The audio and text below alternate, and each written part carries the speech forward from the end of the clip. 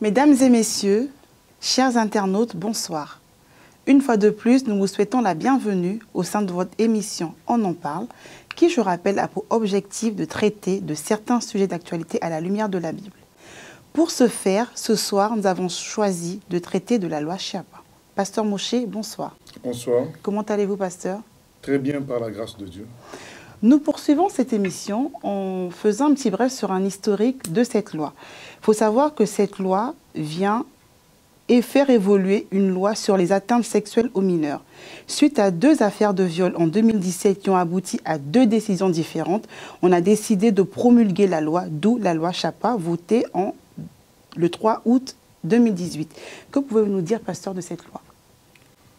Je voulais déjà préciser que la loi telle qu'elle a été votée, ce n'est pas la loi à l'origine. Donc à l'origine, il fallait faire passer une loi qui consacrait la présomption de non-consentement. Ça veut dire quoi? Ça veut dire que du moment qu'un enfant a 15 ans au maximum, toute relation sexuelle avec un tel enfant était considérée comme non consentante.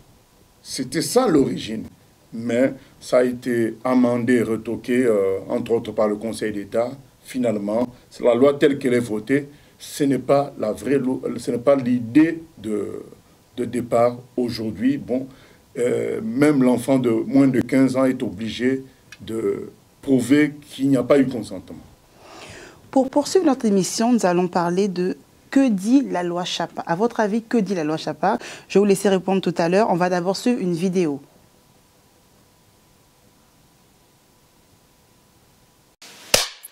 Marlène Schiappa, secrétaire d'État auprès du Premier ministre, chargée de l'égalité entre les femmes et les hommes.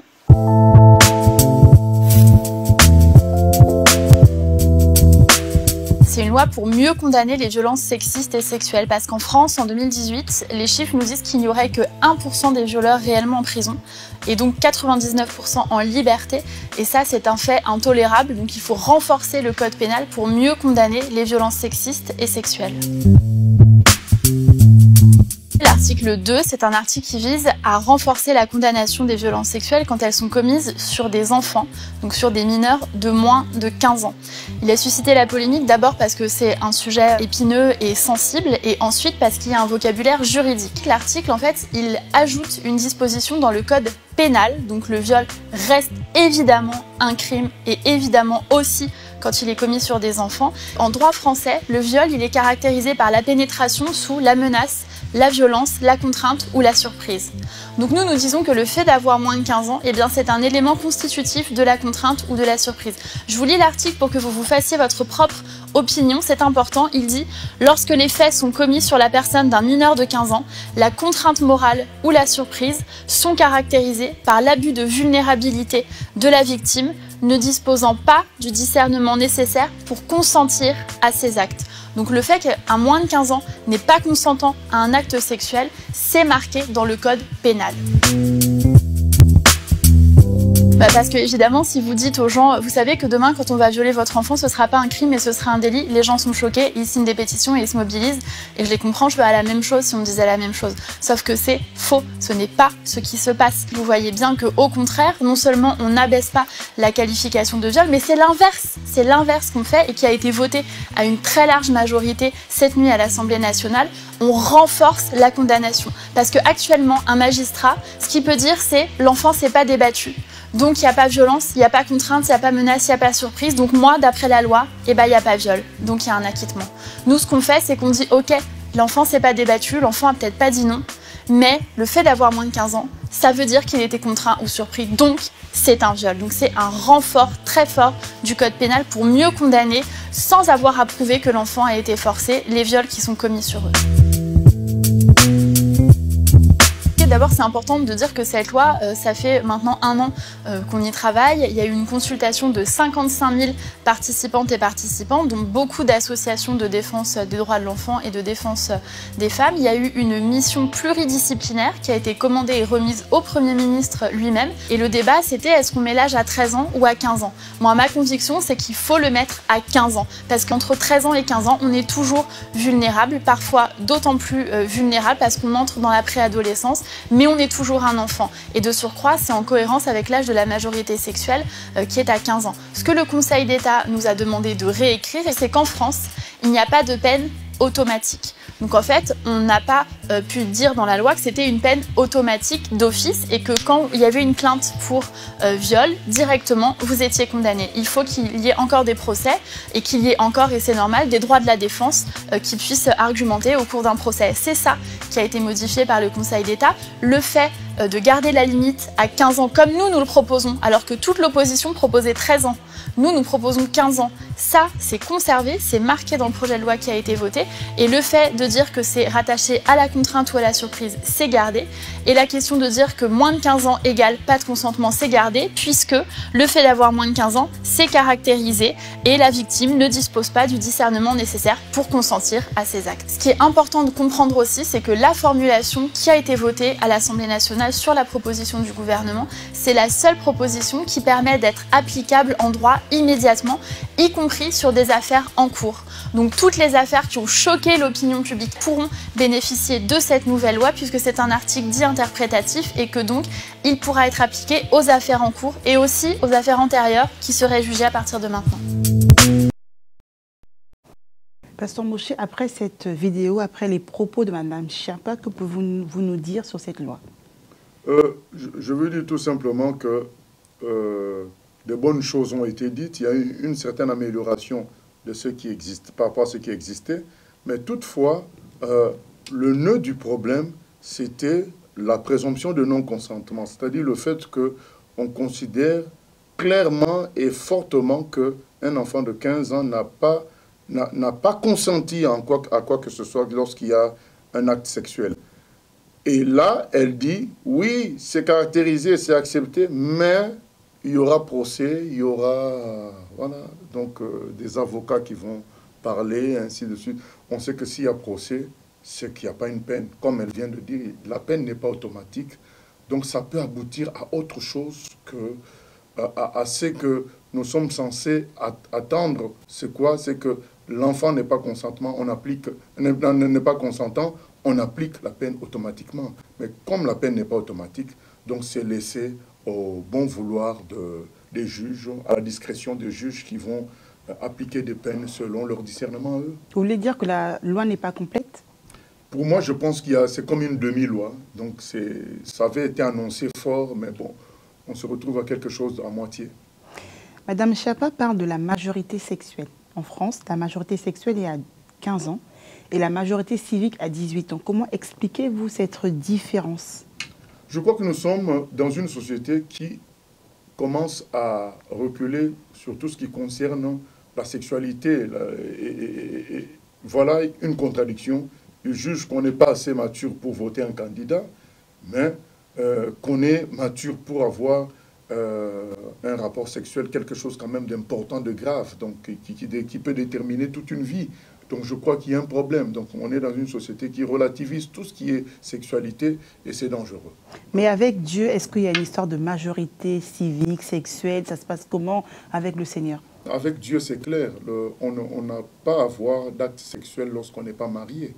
Parce que l'acte sexuel est considéré dans un contexte de mariage, pas hors mariage. Hors mariage, c'est une abomination, c'est une régression, parce que ça dénature la profondeur des liens du mariage. Et c'est condamnable parce qu'on a le commun des mortels le fait aujourd'hui. C'est plus comme à l'époque de nos grands-mères où on attendait le mariage, on était chaste. Aujourd'hui, c'est plus le cas. Est-ce que c'est condamnable encore? Ça reste condamnable. La loi de Dieu, c'est Dieu qui a tout créé. Sa loi ne bouge pas.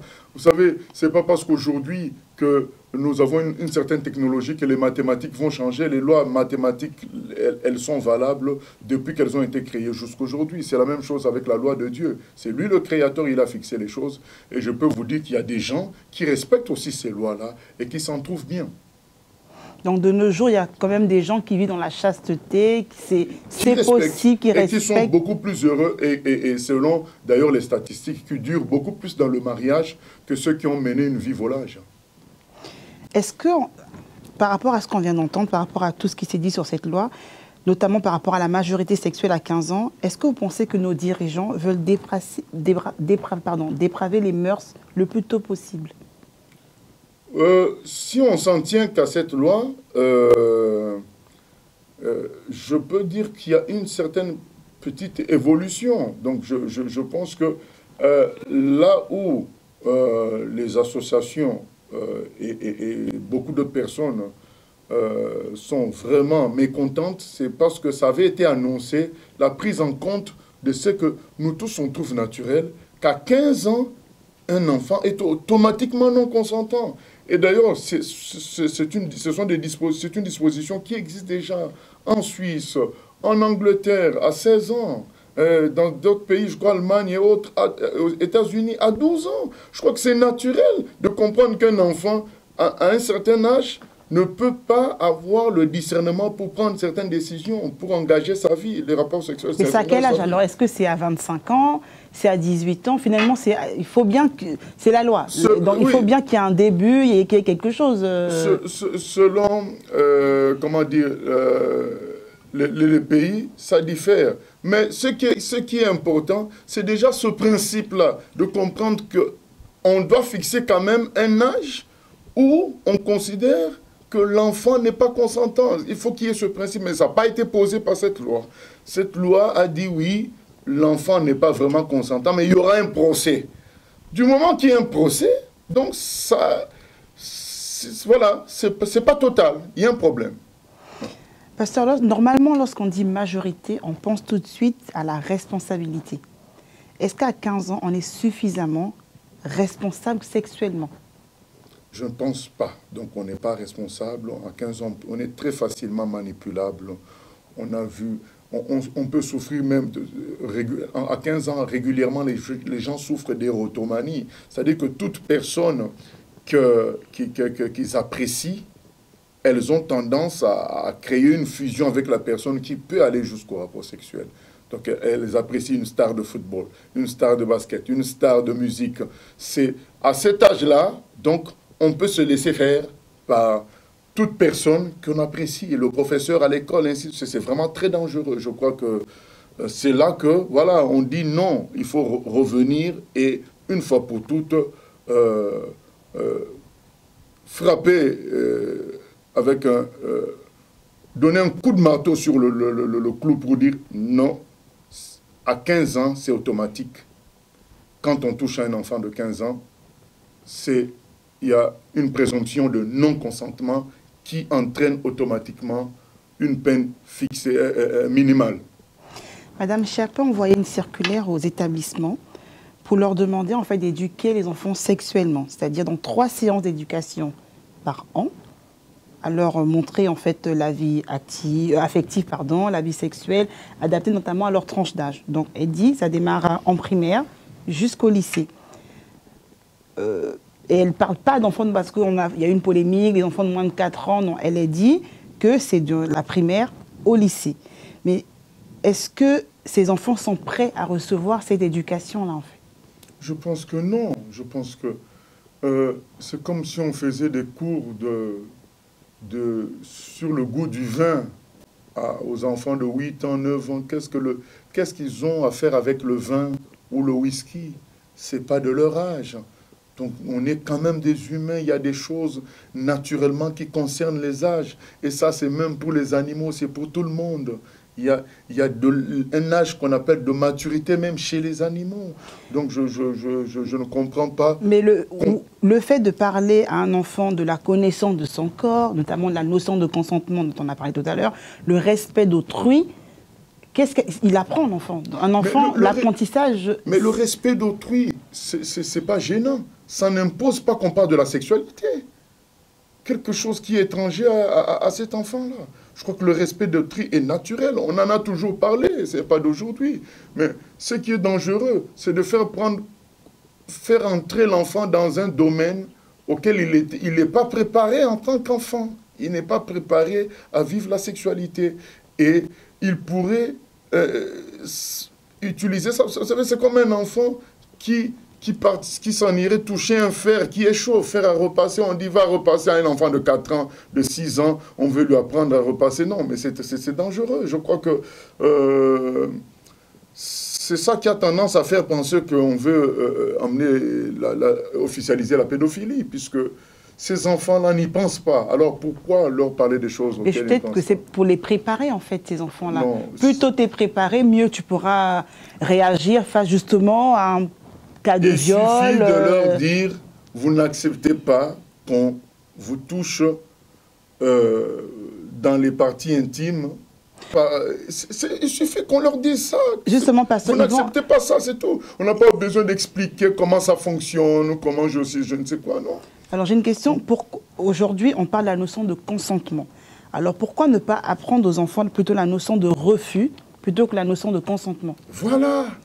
Et je suis d'accord avec vous. Donc, pourquoi parler de consentement? Il faut plutôt parler de refus. Vous refusez qu'on vous touche par votre papa, quoi, votre maman, par je ne sais qui, dans vos parties intimes, alors que ce n'est pas nécessaire, vous n'êtes pas malade, il n'y a rien. Mais est-ce que vous pensez qu'un enfant de, je sais pas, de 5-6 ans peut faire la différence? Papa me tient sur une partie intime, maman me tient sur une partie intime. Est-ce qu'un enfant de cet âge-là peut faire cette différence-là, justement Ah si, si, du moment qu'on lui dit, l'enfant obéit à ce qu'on lui dit, du moment qu'on lui dit, attention, dès que quelqu'un insiste sur tes parties intimes, tu refuses. Voilà, donc c'est privé. Après, pasteur, les mœurs sont évoluées aussi. Hein. Maintenant, je pense qu'on est plus libre dans tout, dans nos propos. On dit les choses telles quelles pour essayer d'évoluer au mieux, en fait. C'est pas plus mal pour nos enfants. Non, mais c'est que nous, on remarque, c'est que la société se pourrit davantage. On dit les mœurs évoluent. En réalité, la société se pourrit davantage. Les gens qui vont en tourisme sexuel pour des enfants en Thaïlande, à gauche, à droite, la pédophilie qui devient vraiment un fléau à notre époque. On voit que le libertinage sexuel pourrit notre société. Je crois qu'on doit revenir à une situation normale, dire attendez, vous n'êtes pas encore mature. Vous préférez que les sujets soient tabous comme à l'époque? Je vois qu'à l'époque de nos grands-parents, il y avait des choses, on n'avait pas le droit de parler à nos parents. Vous préférez que ce soit comme ça, qu'on revienne à l'ancienne époque? Je ne parle pas, je ne dis pas que ce soit des sujets tabous, mais qu'on se limite au vocabulaire en fonction du niveau de chacun. Donc quand un enfant a 6 ans, à 5 ans, on ne lui dit pas 1 moins 4, c'est moins 3. On lui dit c'est impossible parce qu'il ne peut pas encore comprendre moins 3. Donc c'est à chacun le langage adapté. Voilà. Pasteur, j'ai l'impression en fait, est-ce que cette loi est totalitaire? Est-ce que cette loi est totalitaire? Oui. Est-ce que les droits de l'homme sont bafoués? Est-ce qu'elle est obligatoire, cette loi? En fait, la circulaire notamment, la circulaire. Ah, la circulaire, pardon. Bon, la circulaire... je pense que... ça a été envoyé dans les écoles, ils ont tous reçu. Est-ce qu'ils doivent ce n'est absolument... pas la dame qui a fait la loi, c'est une circulaire, donc ça rappelle une loi existante. Tout à fait. Depuis 2001. Je pense que c'est à la discrétion de chaque chef d'établissement, des professeurs, pour l'appliquer. Donc, ils ne sont pas obligés. C'est pourquoi tous les parents devraient s'enquérir auprès des responsables d'école pour dire « nous n'en voulons pas pour nos enfants ». Donc, il ne faut pas laisser la rentrée tranquille. Il faut, à la rentrée, les réunions de rentrée, discuter de cela, préciser ça, que nous, parents, nous n'en voulons pas de cette éducation sexuelle qui est une forme de préparation à la débauche infantile. Pasteur, un exemple. Je suis chrétienne, je suis enseignante en primaire, je reçois cette circulaire, qu'est-ce que je dois faire? La Bible dit d'obéir à nos autorités. Qu'est-ce que je fais? Oui. Je me limite de dire, je me limite à l'essentiel. L'essentiel de ce qui est dans un langage adapté à l'enfant pour que l'enfant soit protégé. Au fait, il faut viser quoi? La protection de l'enfant. Il ne faut pas viser, mettre en avant une idéologie. C'est la protection de l'enfant qui compte. Alors, je m'assure que les enfants soient protégés dans mon application de cette circulaire. Et en tant que parent, si je suis chrétien, en tant que parent, j'ai mon enfant qui rentre, maman, aujourd'hui j'ai appris ça, j'ai appris ci, je réagis comment en tant que chrétien? Je vais voir les responsables de l'école pour leur dire que j'ai dit à mon enfant à la prochaine séance qu'il ne participe pas à ça. Quitte à s'attirer les griefs des professeurs, de la directrice. Dans la vie, il faut choisir entre la vérité qui sauve et les avantages du moment qui nous perdent par la suite. Nous allons passer à notre troisième thème, intitulé « Les conséquences de la loi Chapa dans la société ». Pasteur, à votre avis, quelles pourraient être les conséquences de cette loi ou cette circulaire dans notre société actuelle? Les conséquences, ça pourrait être que les enfants considèrent que ces choses-là sont normales pour autant qu'on est consentant. Donc ça pourrait créer des gros problèmes comment dire, vous savez, comme quand les enfants commencent à user des drogues, des choses de ce genre-là, eh bien les enfants considéraient qu'ils ont la capacité de faire comme les adultes, de jouer à l'adulte alors qu'ils ne sont pas encore mûrs. Donc beaucoup de vies seraient détruites. Est-ce que jouer à l'adulte, ce ne serait pas bien? Comme ça, ils sont peut-être préparés, ils voient peut-être des choses avant de rentrer vraiment dans la vie d'adulte. Ah non, les enfants n'ont pas ce discernement-là pour dire, tiens, c'est pas encore bon pour le moment. Non, ils vont dire, ben, tiens, c'est un truc d'adulte, je vais essayer. Comme par ailleurs, on voit beaucoup d'enfants esclaves de la pornographie parce qu'on se dit, mais tiens, c'est des trucs qui sont cachés pour nous, on peut les découvrir autrement. Alors, c'est comme ça que beaucoup sont devenus addicts. Et donc, ça peut créer ça. Ça peut aussi éveiller les prédateurs qui vont utiliser la technique de prévenir, d'encadrer pour justement profiter. Donc, c'est dangereux dans la société, ce que ça peut produire, cette circulaire-là. Moi, je pense que les choses, si depuis 2001, les établissements, les professeurs n'ont pas jugé opportun d'appliquer cela à la lettre, c'est que, comment dire, le bon sens les a conduits ainsi. Je pense que le bon sens doit encore prévaloir aujourd'hui pour dire, écoutez, on a une éducation de base qui suffit et qu'on peut utiliser pour protéger les enfants. Ce qui compte, c'est la protection des enfants. Donc vous voyez, la mise en avant d'une idéologie. Vous voyez aucune conséquence positive pour cette loi dans la société? Non, pour cette circulaire-là, je ne vois pas de conséquences positives.